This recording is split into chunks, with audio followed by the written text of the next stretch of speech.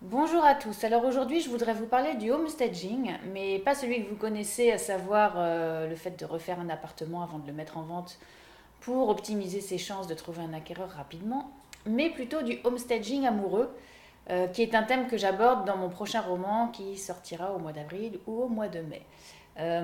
En fait, je me rends compte autour de moi qu'il y a beaucoup de couples qui ne tiennent pas ou des gens qui se rencontrent, puis finalement ça ne fonctionne pas.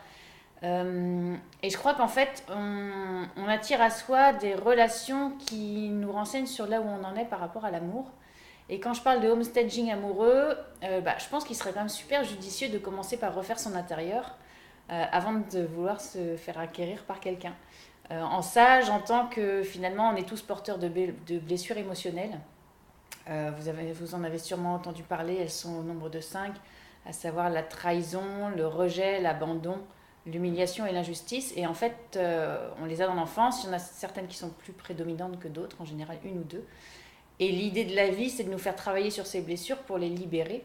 Et une fois qu'on les a libérées, en général, on est tellement rempli de soi et de ce fameux amour inconditionnel dont on entend parler partout, que l'on peut enfin rencontrer une personne sur laquelle on ne va pas projeter des vides, des manques affectifs, de la jalousie, des névroses, des peurs, enfin toutes ces choses qui sont en fait liées à ces blessures émotionnelles que l'on n'a pas guéries.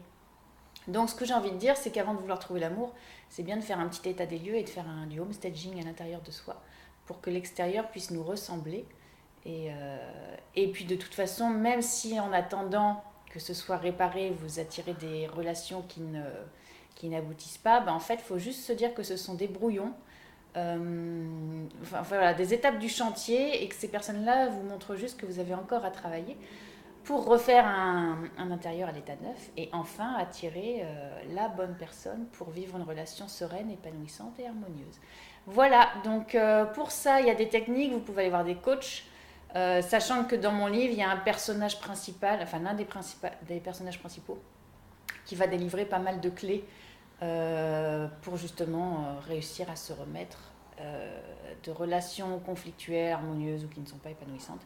Étant donné que je croise autour de moi beaucoup, beaucoup de coachs et que j'ai pu faire un petit récapitulatif à travers le roman de tout ce qui peut vous aider sur le plan amoureux, mais aussi sur d'autres plans beaucoup plus larges. Voilà, bah écoutez, j'attends vos commentaires. N'hésitez pas à vous abonner à ma page Prête-moi ta plume pour en savoir plus. Et puis je vous dis à très vite. Gros bisous.